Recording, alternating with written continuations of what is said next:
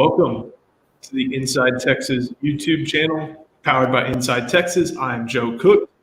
Today, I am joined by Eric Naleen, Eric Naleen and Justin Wells. There we go. Figured out what my problem was. Had it up another screen. Anyway, welcome. We got another live stream here on the eve of National Signing Day. Texas is looking to put pen to paper on a top 5 2024 class. They made a big 2025 edition today, and of course, we're going to have the latest transfer portal intel with Texas A&M wide receiver Evan Stewart entering the transfer portal today. Make sure you like the video, subscribe to the channel. We got a lot of great stuff. We'll have great stuff tomorrow. And Eric, this is basically kind of like our Christmas. It's always one of the most fun times of the year, and a lot of stuff for us to track.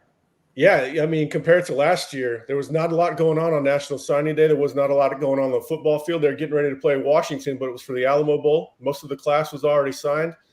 Was it last year that you overslept, Joe? Overslept in quotation marks? A little bit. I got things going. It's always good to know when the offensive linemen have their letters of intent before you're awake. That always helps out. But Justin, you look at this class, and we'll get to it in a second. But you look at this class, you see so many different filling of needs at a lot of different positions, don't you? Absolutely. I mean, they did so well. They did what they do at running back. Two nice boys, two nice guys. They did what they did at O-line. They got some large humans with development, with high ceilings and floor and good floors. They went to the defensive side and tore up edge with Colin Simmons and Zena Umeozulu. They hit the secondary. That's probably the strength there, from the corners to the safeties. There are some really good guys there in the back end. And so I think it's a balanced class. I think a lot of needs were hit. I think there might be a couple others that the portal will absolutely take care of. But for this one, pound for pound, this is a top 5 class, guys. And you don't know that, there's so much buildup. We don't know where they might end up when it comes to tomorrow. And to me, that's part of the fun and the anxiousness. We've got to hit today's news really quickly. 2025 class, I know they're a year away from signing, but O'Galley, defensive lineman Brandon Brown, committed to the Longhorns. And if you watch his huddle highlights, Eric, I think what everybody's comments today has been, wow, this guy's got some of the most fun film you see, just throwing guys around. A 4-star from Melbourne, Florida. I think it's called the Space Coast. And kind of interesting, you look at his RPM on 3. Texas wasn't really a team mentioned anywhere near the top. I don't think they were above 1%. Turns out, doesn't really matter. Texas gets his services today, a year out from when he signs. Yeah, I mean, Jerry Hamilton with On 3 had been reporting that Texas was in good standing with Brown for a long time. Now, the commitment kind of came out of the blue, but Bo Davis had done good work with him. You might see that 89 rating and think that he's not that great, but yeah, just watch the film and you'll see that athleticism. It reminds me a lot of Bobby Brown out of Arlington, Lamar, 5 or 6 years ago, playing for the Rams now, ended up going to A&M. Very athletic, good length. I don't think that size is accurate on any of the networks that I saw. He looks longer than that. Very agile. He plays with very good leverage. You'll see him stack up offensive linemen with ease. He gets on them very quickly. He's going to be the penetrator on the interior, but he's also going to put on weight. He's not going to be the smaller, just pure penetrator. He could play either defensive tackle or 3-tech. Got a long road ahead of him as far as developing. I think a lot of those guys in Florida are fairly raw, but he's got a lot of upside. And you gotta like the staff's aggressiveness this early in the cycle, taking 2 2025s back to back.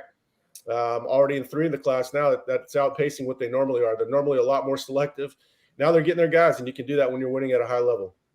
Justin, if we tracking this 2024 class, we talked a lot about, they always kind of inched up from like 19 to 15, and now they're in the top 5 range. Now that there's 3 commits in this 2025 class, Texas is already number 11. Is this the basis you see of a top 5 class maybe coming on again, and Texas can go 4 in a row? I think you would almost be let down if it wasn't. I think Sark might be pushing his standard. Rubble might agree. I think Sark's pushing the standard there to where these are a normal. That's the norm now in Austin, or back to those almost Mac Brown-like days. And so it's almost too good to be true. But here's the funny part. The first 3 commits of this cycle in 2025 aren't even in Texas. They're from Florida, Alabama, and Georgia. And so I guess it just means more and when you're in the SEC and you're recruiting at that clip. But I think it's going to be the norm now, Joe. And if there's 3 and they're number 11, that shows you that it's already top heavy, and that's a good sign.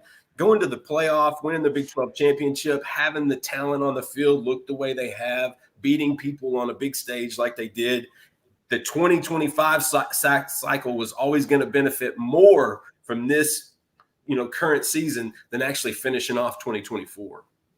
Exactly. So good start there. You got KJ Lacey, you got Emery Winston, and now you have Brandon Brown. But guys, tomorrow is National Signing Day. Texas is going to have, I think, a 22-man, currently a 22-man class put pen to paper. Not a whole lot of drama going on with the guys that are in the boat for Texas. But there's some drama going on out east, and that's what a lot of people are wanting to know about. See that in the comments, and obviously you saw that on Inside Texas. Evan Stewart, a one-time Texas commit who, speaking of sleeping, woke me up with his commitment way back in the day, ended up flipping kind of the soft flip to Texas A&M, signed with the Aggies. He's had a good couple of years for Jimbo Fisher, but even with Mike Elko coming in, decided to enter the portal today. Eric, pointing people to Inside Texas here, you posted an update on the members only board. And of course, now's a great time to head to Inside Texas. You can get $1 for 1 month or 50% off an annual subscription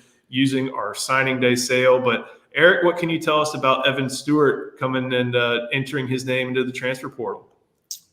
Yeah, judging by the comments we're receiving, there's a lot of interest in Evan Stewart, probably more so from the fans than actually from Texas. Obviously, he's very talented. Last week I heard that Texas wouldn't pursue him if he went in. I know that they've done their homework. They've gauged how the locker room would receive him. I think the locker room would be perfectly receptive to him. I think culture is good enough right now to where they would welcome him. He's got a little bit of a diva to him, wide receiver, but I don't think he's a bad guy. I think the locker room would welcome him, but I don't think Texas is going to pursue him.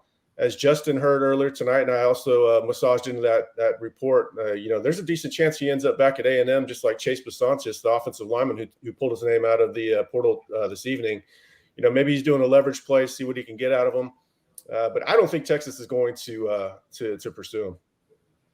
And Justin, you knew Evan Stewart pretty well during his recruiting process. This is always going to be a recruitment or just any sort of process with Evan Stewart is going to have NIL attached to it. But, what did he bring at Texas A&M, and what do you think this means just for the Aggies in general, especially now that, they're seeing some of their biggest guys maybe splinter a little bit? Meanwhile, you got Texas humming right along with a culture that's really strong. Well, for the first part with Evan Stewart, his recruitment, you two know as well as I do how much of a roller coaster that was. That was something that was very interesting from top to bottom. I remember the secret passing session with Quinn Ewers years and years ago. I believe it was 2020, and he was actually committed to Texas before Ewers was. And so it's funny how things work out. He goes to A&M and has a tremendous freshman and pretty decent sophomore season. You see the explosiveness. I think he's been dealing with a few ailments, a few little bumps and bruises, but he's special. He's special. His speed, his quickness, his fluidity, the way he sinks his hips when he goes in and out. His head never moves when he's at top speed. He's special no matter what. You just get him the ball in space and go. For A&M, you're seeing an exodus similar to last year. I think they lost 30-something kids to the portal last year. And so this one's not, I'm not as surprised, I guess, with this bunch. A lot of them that carry over from Jimbo and I'm sure Elko. I'm sure some of those guys, they probably want them to go along. Now, I'm not saying the Evan Stewart. That's one you would definitely want to keep in the fold. And I think, like, to echo what Eric said just a while ago, there's a chance he might stay at A&M. Listen, Evan's smart. He's a marketing dude. This is a kid with over 1 million followers on TikTok, on Instagram, on Snapchat. He knows what he's doing. And like you said, Joe, with NIL, it's always going to be attached with Evan because he has learned the business. He kind of understands his leverage, his negotiating ability. And so at the end of the day, Evan Stewart's going to do what's best for Evan Stewart. And, A&M's they're having to pick up some pieces. They're not getting that new coach smell from Elko just yet. just yet. I saw they got Kendall Jackson a little bit earlier, an edge guy that was committed to Florida at one time, flipped to Miami maybe a month ago, and then now he's flipping to A&M. And so they'll get a little bit, but we're not seeing that in the recruitment just yet. It is their transition class, so that's also, you got to factor that in as well. But A&M's got to climb out of a hole because Texas is going nowhere but up. It's getting dangerous how much talent's there, and Sark being able to utilize that gap is only widening right now. One of the things is that, there's only a limited amount of knowledge of what's going on in College Station. You've got Colin Klein, there's your offensive coordinator. There haven't been a ton of real big additions to the offensive coaching staff yet, I feel like. And I bet that's part of the reason why Evan Stewart's maybe thinking about it. That's why, Chase DeSantis entered originally. There's also a bunch of other factors at play, but that lack of coaching continuity, at least at Texas A&M, is part of another thing that's going on and developing with the Aggies in the recruiting class that directly relates to the Longhorns. And that's their defense. Mike Elko's a defensive coach, obviously, but they haven't been able to solidify some of their hires. And that's been able to help Texas, who even without a permanent linebacker coach right now, help Texas be able to get in on Ty Anthony Smith, a Jasper linebacker, been committed to Texas A&M for some time.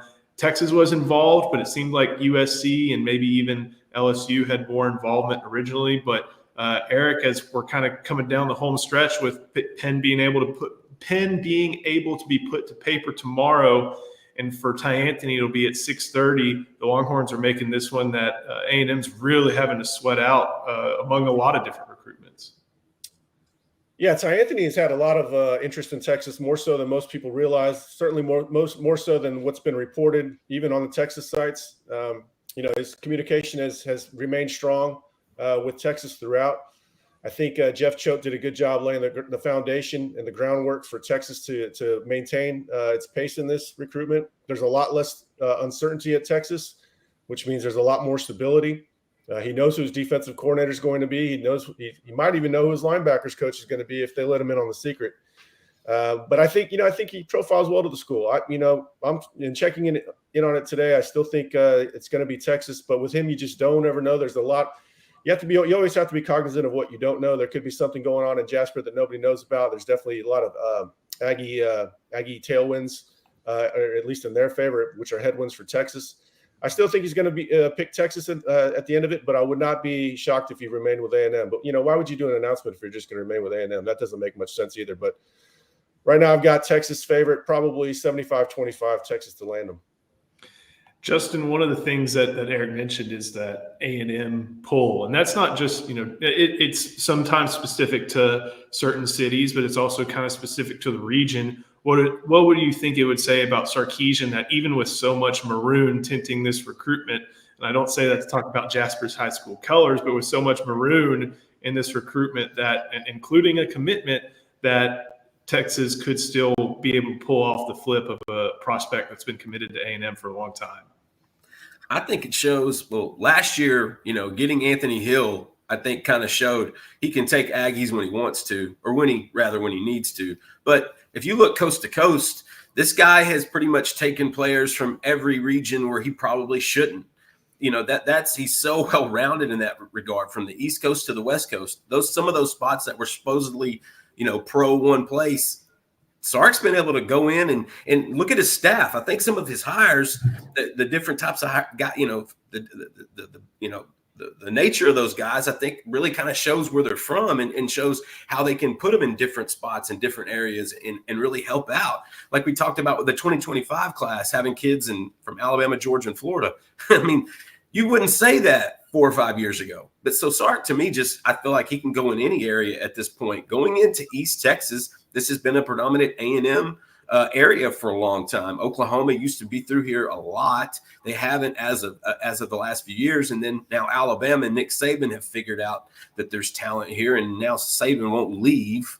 And so at the end of the day, getting Smith from Jasper and from A&M would be big, obviously. Texting with him earlier, you can tell the process is wore on him. You can tell that, he's ready to get this thing over with. And we see that with some recruits from time to time. It becomes a lot, especially for the family.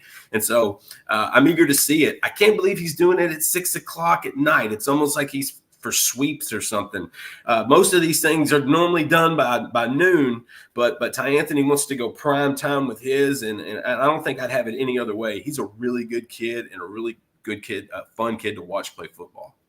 When you can get that Southeast Texas media out there, you have to. But Eric, I'm kind of wondering what type of conversations anybody involved may be having at this point, or if those conversations may have already passed, whether it's between Steve Sarkisian and Ty Anthony, or the Smith family sitting around the table, or Mike Elko trying to give his last pitch to convince Ty Anthony to stay in the Aggies class. You've kind of seen with all your years of experience, how these conversations go the night before a big decision. What do you think is going on at the dinner table at Jasper right now?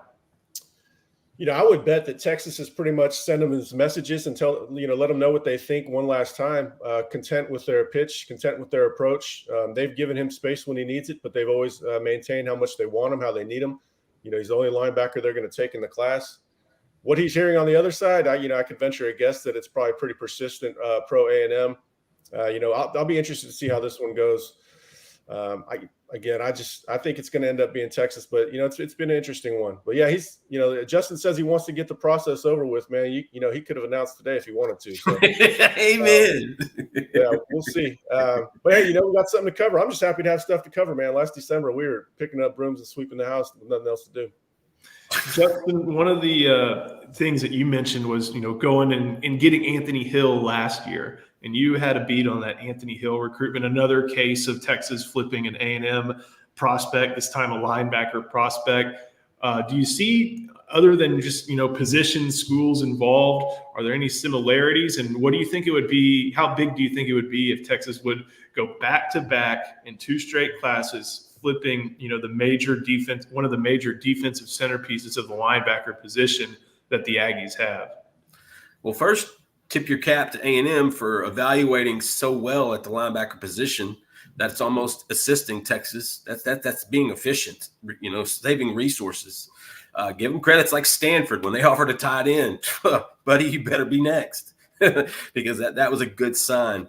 But it would show you that, again, Sark's pretty much doing what he wants to in the state. I think the Mike Elko hire wasn't going to be enough to take away that momentum from preventing them from another top 5 class for the 3rd consecutive year. It's just, he plays the long game, and we know that well. And I think with some of these guys that's beneficial. With Anthony Hill, that was a big key.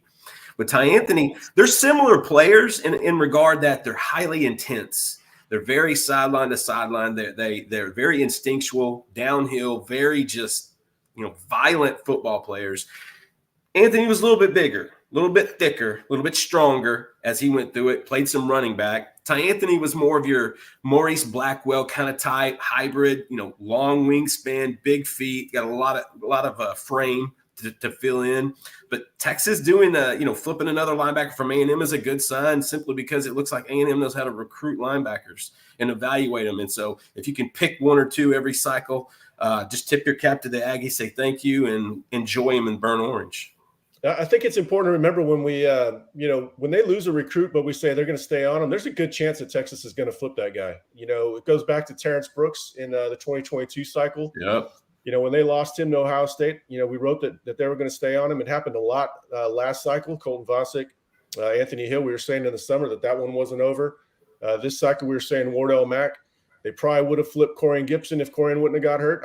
I feel strongly about that. So when Texas says, hey, we're going to stay on a kid, they feel good about the groundwork they've laid. They feel good about the angles that they have to play later in the game, or maybe they know some things are going to break their way late, like they knew with Wardell Mack that Florida was going to struggle. They probably knew that they could go in a little bit later on Filsamy because, again, Florida was going to struggle. So pay attention when we say that they're going to stay on a guy. Just sometimes when they lose a guy, they back off and they're done with it. But when they stay persistent, they've got a reason to, and a lot of times it ends up like it ends up with the player in burnt orange. Eric, I think you had a term over the course of the past few months over at Inside Texas of being a must-win recruitment. And I think a lot of those recruitments that you described, the Venn diagram was kind of there's a meeting in the Venn diagram of must-win recruitments. They stayed on guys like Ryan Wingo and stayed on guys, obviously, like Colin Simmons, no matter what happened in the weeks, months, days leading up. But is this in that same category, or is this, a different category, staying persistent, but not necessarily a must-win, considering the last class position, things like that? Yeah, I wouldn't say Ty Anthony was a must-get recruit. DeAndre Robinson to me was a must-get recruit. Even though he's not the highest-rated guy, he feels a huge need. It's hard to find guys that big that can move. Obviously, the depth chart is about to thin with the losses of Tavondre Sweat, Byron Murphy, possibly Alfred Collins. So they really needed him. But Texas' track record with must-get recruits is very good, and that's why I was pretty late to pull off of Ryan Wingo when everybody else was saying in Missouri. I was like, I don't know, guys, because they have to have him. When they have to have a player, they typically do well. Their batting average is very high. Justin, there was there's some other A&M commits that are obviously feeling a little bit shaky, I guess, in their commitment and may not be deciding to sign on Wednesday. One of them's from your neck of the woods, Dalen Evans. Dalen Evans, right? Dalen. From your neck of the woods and may not be signing. Is there anything to see there with Texas as far as tomorrow or going into February? Where do the Longhorns maybe stand with that one? Yeah, there's Dalen Evans and Dominic McKinley. Those seem to be the two D linemen, the other A&M guys Texas fans want to know about when it comes to flipping. With Dalen Evans, I hooked up with somebody earlier, talked about, he's gone back and forth in the last month about not so much decommitting, but taking a lot of visits, waiting till February, going ahead and signing now. Then he's changed back to February about a week ago. With Dalen Evans, the last I've heard is he's probably going to sign tomorrow.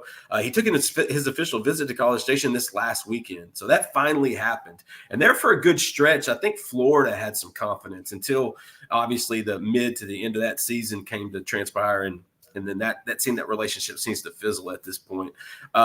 He likes Oklahoma. He likes Texas. I don't know how high he is as a priority to those schools right now. A&M might be his best bet.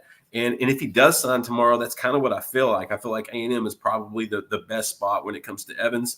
And then with McKinley, boy, that's a hard one to read. Even, Eric and I going back and forth about that a lot recently. McKinley's, I hear he's going to sign. He's not going to sign. The latest I'd heard is it looks like it's going to be February. He could actually wait and extend that.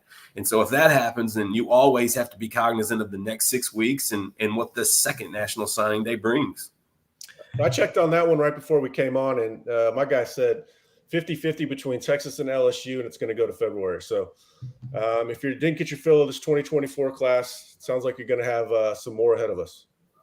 With Dom McKinley, that's a 5-star. That's someone from Louisiana, but that's not one. Is he a 5-star still? I think so. I can check that real quick. But comments can help us out real quick. I'm not sure he's a 5-star. But even so, he's a highly rated guy. Kind of at a position that Texas, they only took one at last year with Sadir Mitchell, still a 5-star. On 3 industry ranking 5-star, but not an on 3 5-star. I'm guessing, with between on 3's evaluation of not having him as a 5-star and there really not being a lot of buzz about him up until this point, that to me that signals he wasn't one of those must-win recruits. Is that fair to say? I don't think he was. No, I think they made their mark in the summer when they got DeAndre Robinson. They really prioritized him. They knew they had to get him. They like January, who is very underrated. I don't understand why he's so underrated. He's a big guy that can move his feet. That's an automatic 4-star in my book. And then he's doing it against North Shore in front of everybody. There's a lot more buzz around January. You got Melvin Hills, who I like as well. But I don't think that they've treated Dominic McKinley as a must-get recruit. Obviously, he's talented with plenty of upside. I think he would, fill in for Alfred Collins down the road, but that would be a couple years ahead. I think if people expected big things out of him early, that would be misguided. But he's talented for sure. And, the later you get in the cycle, the more you start to address your needs. You look at your needs, and there's usually not a whole lot left. And so, they start to look even better. And obviously, he's a talented guy. I think academics do matter to him. So we'll see. There's going to be definitely a give and take between Texas and LSU down the stretch for him. I guess we can go one more on defensive line. Alex Foster from Mississippi, a Baylor commit, guy who took an official visit to Texas this past weekend, right, Justin? You were able to reach out to him, get the latest on him. Is he another guy that they're going to try and pursue all the way till February? I hope so, because, man, he's got great tape. I think he's growing on people. The more we've watched and the more we've paid attention to Alex Foster, the more we've liked. He looks like a take right out of the gates to me. I would take him over McKinley. Yeah, I probably would too. McKinley didn't have the best senior year. He really didn't. Look at Melvin Hills and look at Dominic McKinley, and I think you would think those ratings should be flipped. Melvin Hills had a tremendous year, and so I think you're right there. Alex Foster, though, our boy Ian Boyd said it. That might be a Tavondre Sweat starter kit. He's got a great body to mold out of clay, just to do exactly what you want to do. And he's violent. He plays with his hands. He's from Mississippi. He's from the mud. These kids scrap down in Greenville.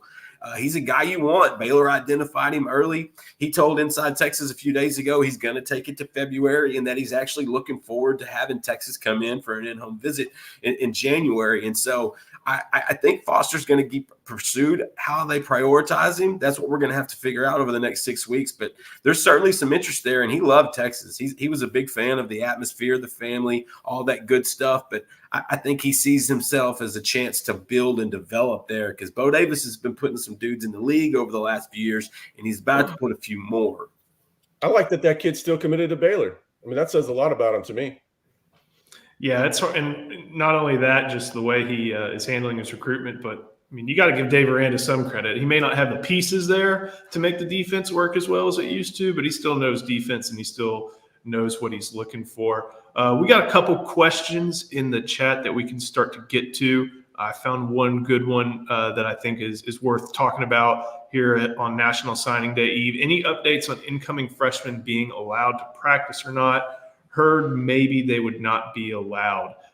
That's newfound territory for the Longhorns, considering they have not been in a bowl that stretches all the way to, January 1st. And if they make it after that, January 8th. Some of the early enrollees, I know Christian Clark was one that made it in. I know we mentioned that on Inside Texas. There are a few more that I think want to, but either y'all they're fine to maybe. I think Christian Clark practiced today. And Parker Livingstone will be there, I think, in the next day or two. He's about to be there. So there's a few others I think are expected as well. But it's not every single one of those early enrollees. For whatever reason, those guys graduated just a little bit earlier. Like with the IMG Academy with Jordan Johnson-Rebel and Jarrett Gibson, those guys graduated like 3 weeks before the other ones did. So they were afforded the opportunity to get there a little bit early. And so I think that's kind of where that starts. We were able to talk about that a little bit. There's enrolling early, and then there's super enrolling early. That's kind of the first step of that, and gives those players an advantage that others are not able to take advantage of. Our super chat's gone. Because of the age of the channel, we're getting it set up. It should be around pretty shortly. We're getting our tech team to handle that, but that's going to be something we'll have. What's the difference between this and a super chat? Super chat, people are able to kind of move to the front of the line with a nice little monetary addition. Make it rain. Save your money and go get a $1 promotion at Inside Texas. Use the money there. There you go. A lot more information from the website. We'll still put you at the front of the line if you're an Inside Texas subscriber. Don't worry about giving us money. Everybody's getting paid perfectly fine. Let's grow the site. Especially in the morning for National Signing Day, our Christmas, in the biggest day of the year at Inside Texas. You guys have got to come hang out in the morning. It's a blast. I cannot wait. And I'm just hoping my co-pilot here, Joe Cook, is awake and ready. Yeah, last year he told me he overslept, but I don't think he overslept. I don't think he was sleeping. You picked the right National Signing Day to fall to sleep in, though. That's for sure. There was some Aggie Schadenfreude to be pretty happy about. We had it covered. So here's another good one, and I think we can talk about a little bit of the state championship. We saw there's that viral picture of Byron Washington blocking, I think, Chad Woodfork. Was that who that was? Which is impressive because Chad Woodfork's going to be one of the top. He's That's probably not Chad Woodfork. I believe Chad Woodfork's 6'4". I think that guy was more like 6 foot. you can't tell when you match him up with someone like Byron Washington. That was one of the impressive things. I love Woodford, but I think he's about 6'2". I think a lot of people have him listed at 6'4". But he's number 10, I believe, too. That's a different mismatch. All right, we got another question here. What's it say about the sticky thread for commits?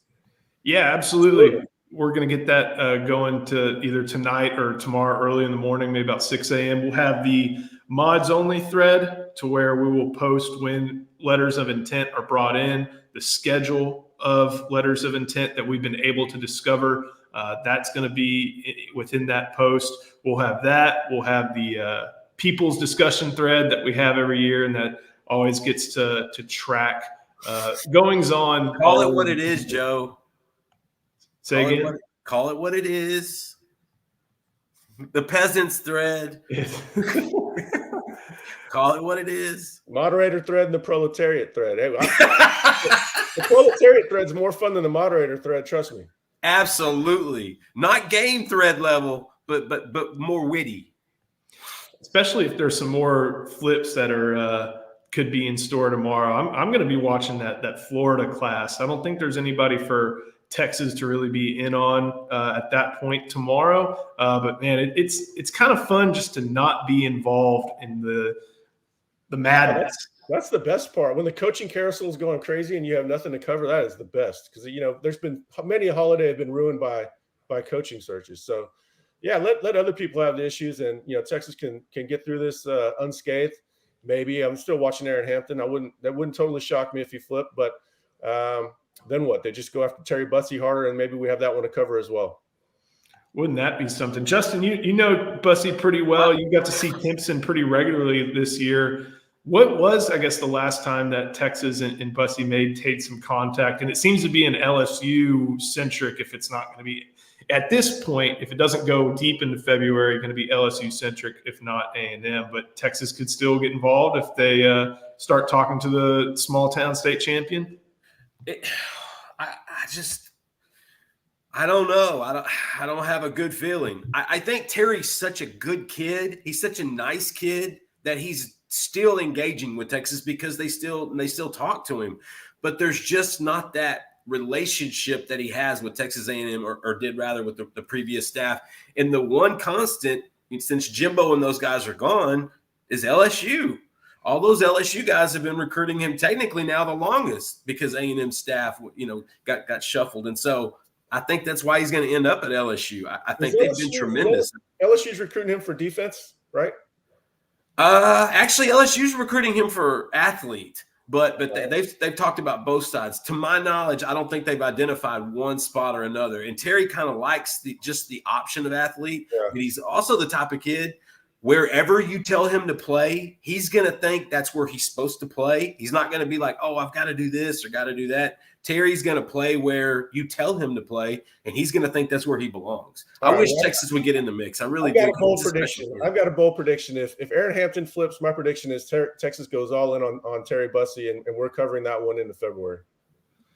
I would absolutely love that. That's only an hour away. I love those close drives. I would love. Bussey's a great kid. Plus, he's taking his decision in February, and he plays basketball.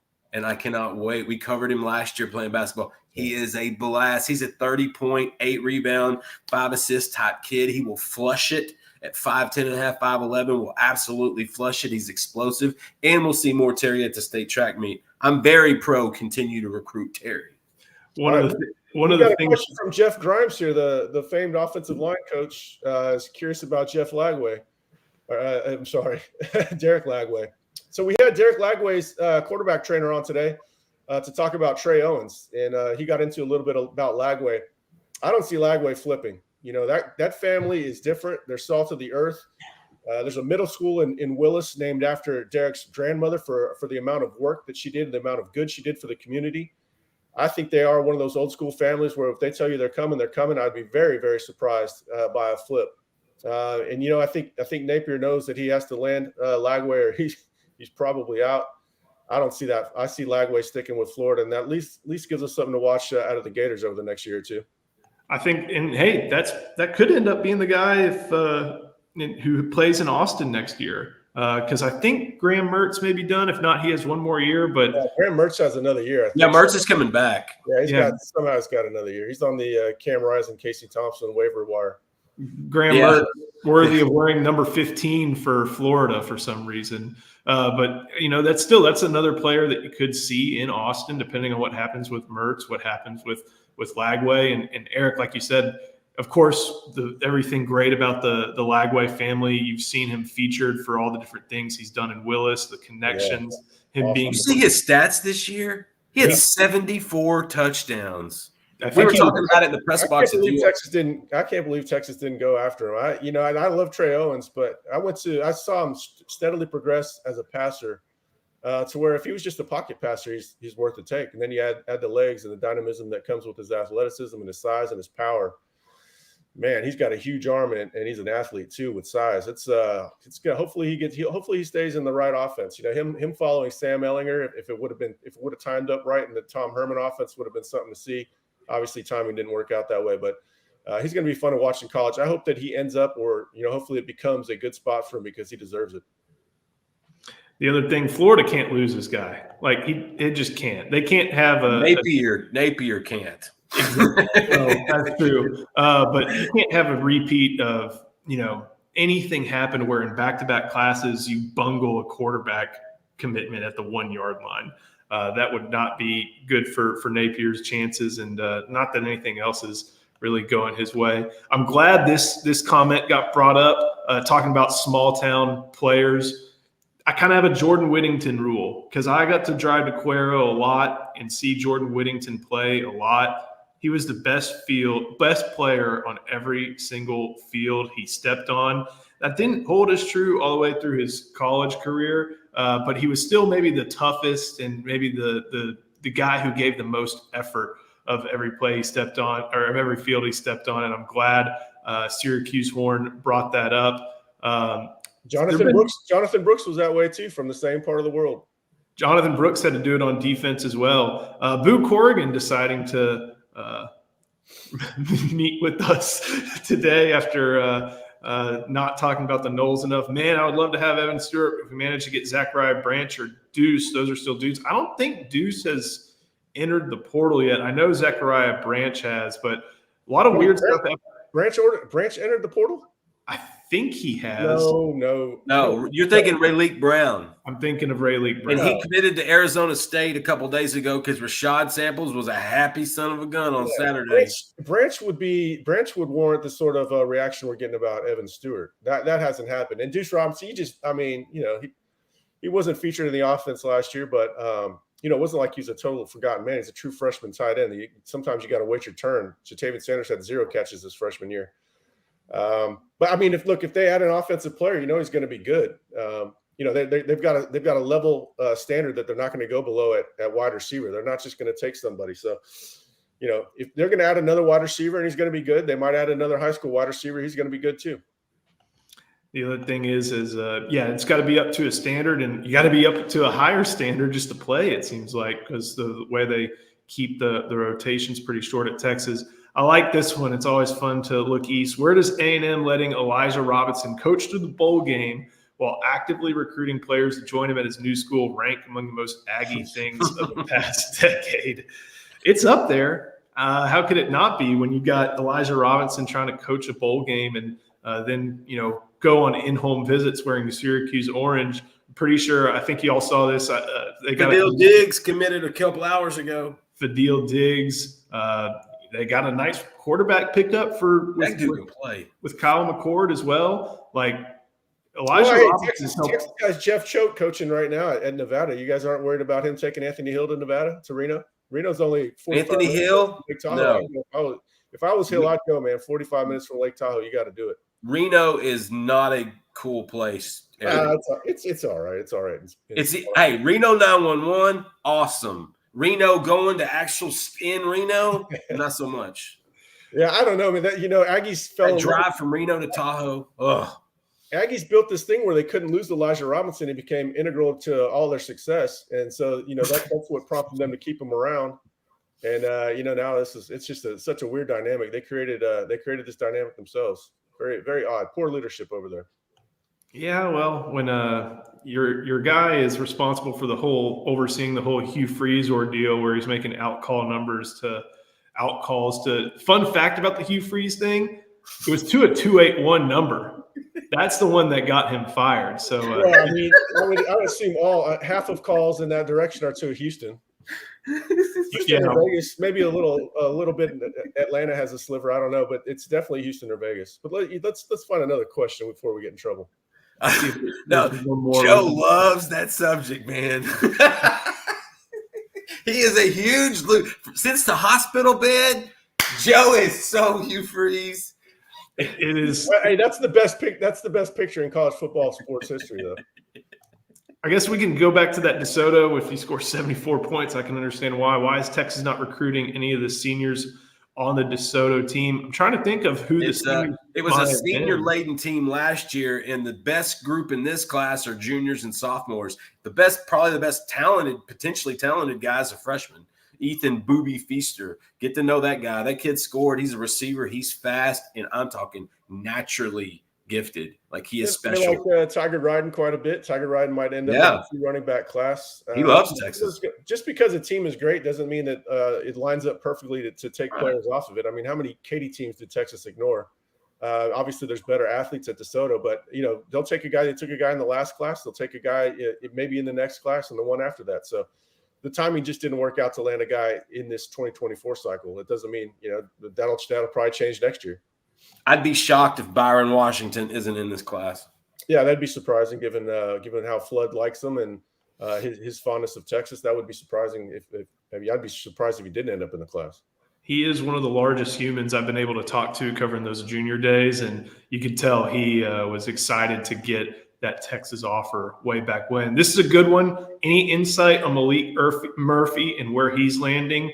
I think some of the programs I saw, some of the national reports were Oregon State, Duke, and South Carolina. Obviously, there's a need at South Carolina or at all three of those schools. You got DJU leaving Oregon State. You've got Riley Leonard leaving Duke, and you have Spencer Rattler moving on to the NFL. Those all seem like good fits. I think there may have been talks about USC. I'm not sure if that's exactly going to come to fruition, but I do like the idea of Duke, South Carolina, and Oregon State. I know Oregon State doesn't have Jonathan Smith anymore, but they're not going to make a hard turn in a different direction. They're probably going to continue to go with the style they've had, especially considering the schedule that they're going to have to look at in the coming years, where they'll be able to probably play bully ball against some of these Mountain West teams. But I like the idea of him at any of those schools. Are there any other schools that y'all have heard? We have more considerations to make here. Duke would be a great school to go to. Great education, obviously, on top of his time at Texas. But who's the offensive coordinator it's Manny Diaz, right? Who's the offensive coordinator? You got to account for that. He's got one good shot left at being developed. I think the school should be secondary. He should find the best coach. If his goal is to end up in the NFL, find a coach with a good track record.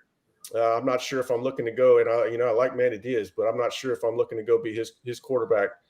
Obviously, Elko probably left a pretty good infrastructure behind, having rebuilt that program to some degree. But he's got to be looking at offensive coordinators and opportunity and depth chart, and complementary weapons to throw the ball to, who can get deep and take advantage of his arm.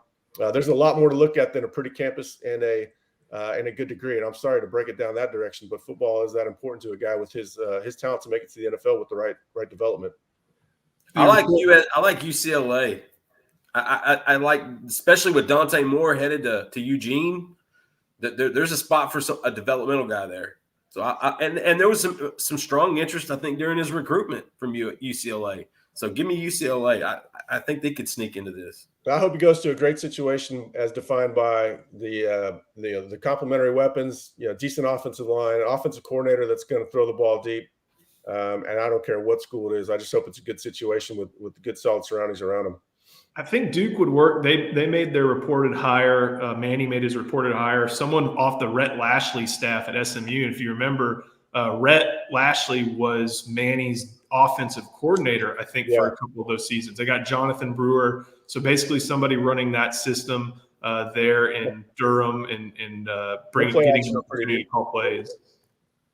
So yeah, they like to play action. That's good.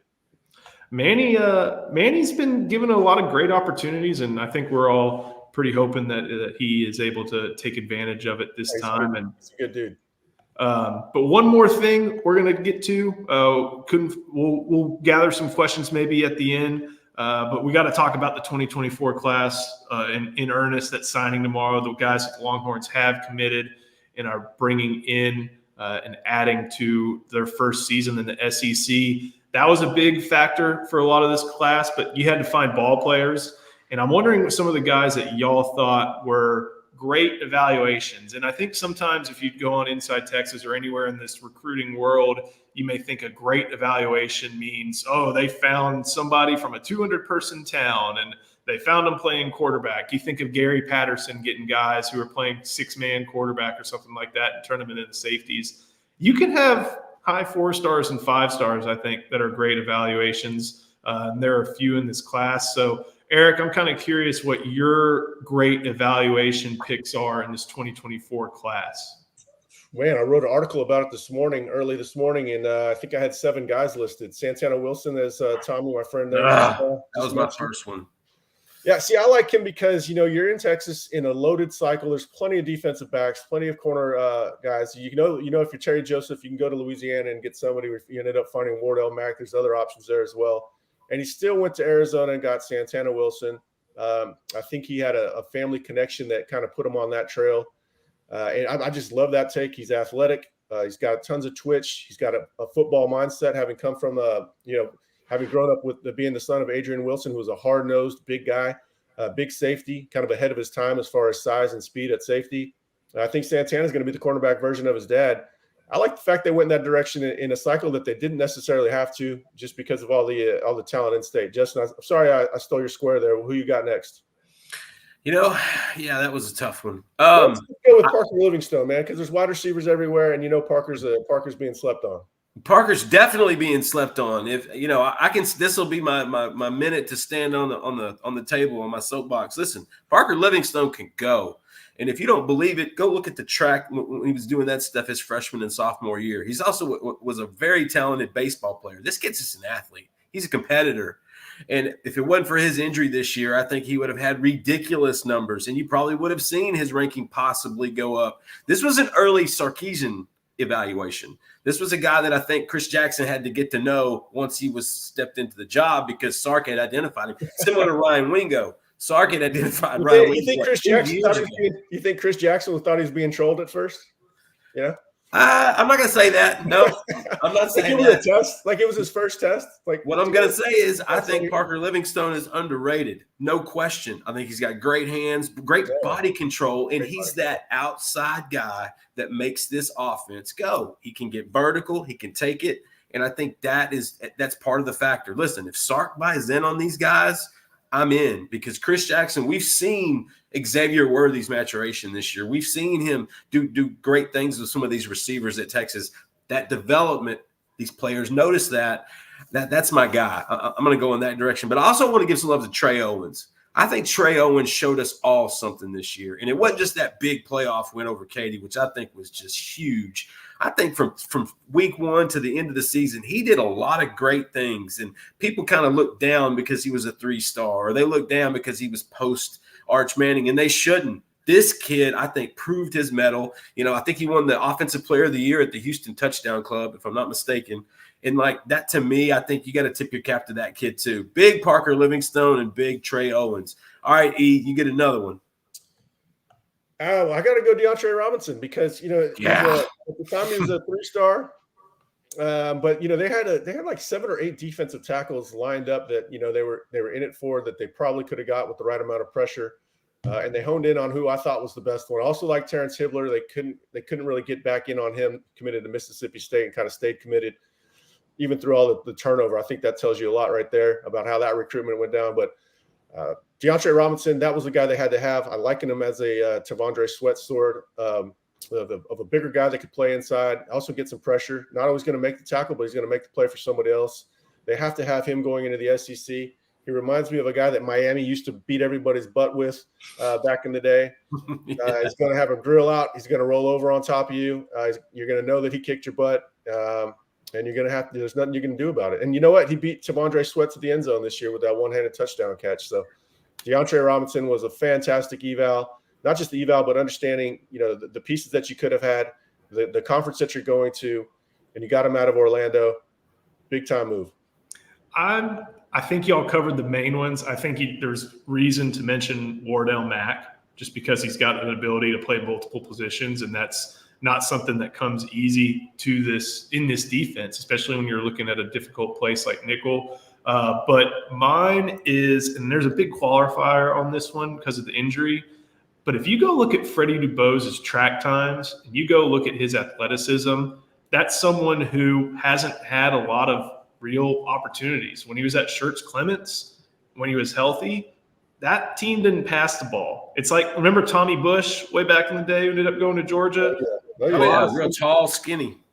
A lot of similar athleticism. And, the ACL injury and the injury really hampered, I think his recruitment. But once Texas kind of saw that, okay, he's made good progress, he's still got some of that explosiveness, I like that one a lot. He's going to have to, really work on route running. He's going to need all the reps he can get. But that's one I really enjoyed, and I think is a good member of the class. He's no nonsense, became a pretty vocal recruiter, it seems like. And I think the Arch Manning, that is definitely one of the players who was a result of, in part, of the Arch Manning effect. But I really like Freddie, and like you were talking about with Terry Bussey, he'll be out there on the track and field. He'll be there probably at Texas Relays if he's able to, and definitely probably see him factor in down the stretch at the state championship game. So I like those two, Wardell Mack and Freddie DuBose. Let's get to Stuck in Rehab, because that's a very good long-time Inside Texas poster. You guys are golden tonight. Thank you, my friend. Good group. Early top 3 must get to 2025. This one, it's kind of interesting. You already have your quarterback. It's just kind of about building around KJ Lacey and then building up your defensive class. Must gets for often depend on the talent available and also your needs at the position. I'm trying to think and look ahead to 2025. May not be is offensive line kind of what we're thinking in the must gets. Well, I'm sticking with receiver. We know how important they are to Sark and his offense, and you know how important Duncanville is to the long-term success of Texas. So you got to go DeCorian Moore as one. A lead corner is always going to be up there. So Devin Sanchez is another one. He's elite, about as elite as it gets for a corner. And then if you want to go offensive line, go ahead. Yeah. You know who – talk to me, Louisville. Is that what you're going to bring to me? Who, Michael Fasusi? Yeah, that's my 3. So, and we got to say, Stuck in Rehab, he's a physical therapist. He's not, actually stuck in rehab. Yeah, that takes some of the shine off of it, Eric. Yeah. I know. I blew his street cred. Those are the obvious 3. DeCorian Moore, Devin Sanchez, and Michael Fasusi. It's going to be a dogfight for Sanchez. DeCorian's already committed to LSU, but we'll see how long that lasts. And then there's 3 more. There's 3 more for you. Go for it. Zion Williams. There you go. D-tackle out of Lufkin. They're going to have to dip into East Texas. No bias. The dude is bad. No, you got to get him for sure. You're going to have to dip in there. I like the Cam Morgan kid, big edge out of Red Oak. Red Oak has a ton of talent down there, and they're going to have to bring in a handful of edges in this next cycle. Not necessarily Colin Simmons type, obviously, but that. And I'm afraid he's going to play baseball. But, dude, Jonah Williams is a 5-star. Jonah Williams. I part with you. What position? I'm not sure that he's a linebacker in college. Or he's a safety. He might be a safety. But more than likely, he's a left-handed pitcher throwing in the early 90s. That's part of the problem. I think he likes baseball more than he loves football. Well, his brother was a big-time major league prospect, played with the Texas Rangers and the Philadelphia Phillies, Nick Williams. So you kind of understand it. But, man, when I figured out he was a lefty, but I'll tell you what, he looks good. He's like that LSU guy that pitched and played safety back in the day, beat Texas in the College World Series in 2009. Yeah, he was. Pat Scott. Yeah, he was. Yeah, he was yoked out there. Well, hey, we got to remember they've got 3 commits, all 3 from out of state. They're going to keep cherry picking across the country. There's those boundaries that we always talk about. They're artificial. You don't have to observe them. They're important when you have state constitutions. They're not very important when you're out there recruiting. They're going to go into Louisiana, the deep southeast. They'll dip into California again. They'll go wherever the ballers are. They're not just going to take a kid just because he's from Texas. Just like a kid's not going to go to Texas just because it's the flagship school. They'd love to go in Louisiana and snag Harlem Berry. I mean, yeah, Pettijohn's another one. Jeff Grimes, O-line coach again, is all over it. Pettijohn is one of the top 2 on the linebacker board. Very good player. McKinney. Yeah, I think they look good for him too. I'm kind of curious. A top 3 must get doesn't include somebody that Tashard Choice is recruiting, and I know that kind of speaks to the way running back goes and the way Tashard Choice recruits, but there's some great running backs that the Longhorns have offered between Harlem Berry, Jordan Davidson, DeAndre Tiger Ryden, Torrey Blaylock, Riley Wormley, guys who have those offers. Like, that is a very talented group. And you just kind of assume Justin with Tashard Choice at this point that, hey, he's not going to get them all, but he's going to get the ones that he needs to make this offense go. No question. I didn't put Jordan Davison in the must get because I feel like they're in a really good spot with Jordan Davison right now. So I don't I think he ends up in Texas more likely than anywhere else. And so but you have to put him in that category if he's not yet, because he's so talented. He's so good that pipeline to modern day is there for a reason. You could say the same thing about Marcus Harris. DeCorian Moore is number 1 on that board, but they love Marcus Harris. We forget about him. I think he'll probably be the most game ready by the time he gets there out of the receivers they're recruiting. That's a good one. I always forget about him. There's just so many receivers, so many modern day players. It's hard to keep them all straight, but that's a good mention of Harris. I think a more fun question also, we know they want 2 in that class, and I think Jordan Davison will be one, and Tiger Ridden could, speculating that could be the other one. He's going to have to make a decision on 2026, and all 3 running backs are within about 2 hours of each other. He's got KJ Edwards down in Carthage. That was tremendous. Added Georgia, added LSU offers in the last few months. He's got, I'm trying to remember him, Javion Osborne out of Forney. That dude had an amazing year. Forney went to the regional finals. He helped carry that bunch a good distance. And then there's one more I'm forgetting. Tredarian Ball. How are you forgetting your guy? I know, dadgummit. That's it, my man, Tredarian Ball. Here's the guy I only know about because of you, Justin. So there you go. And listen, but and I think Tredarian Ball and Texas are in an outstanding position this 2 years out. So I know we jumped another class, but I find interesting that there's a 2-hour window of the 3 running backs that are probably going to be who Choice is going to have to pick from in that cycle. There's one. Luke Corrigan. We just answered this question. There's an interesting thing on 2026s in that Dominic McKinley's little brother, Darius McKinley, is in that class as well. I like him more than the older one. There's a factor there. And then, of course, you always have to think about the quarterback position with Steve Sarkisian. You're going to have to, right now their only offer out is to USC commit Julian Lewis from Carrollton, Georgia. Haven't really gone into that position quite yet, but they're going to see, it's sophomore tape time. A lot of these guys are just showing their first year on varsity. Yeah. There's going to be some time. I've heard that George is about to make a push for Julian Lewis now that they lost Dylan Raiola. So I think that's the domino effect of college football quarterbacking. Got another question. Let's finish up on Toby's question down there. Good. That was the one I had on. What is the latest on Trey Moore? Trey Moore is the UTSA Edge American Conference Defensive Player of the Year.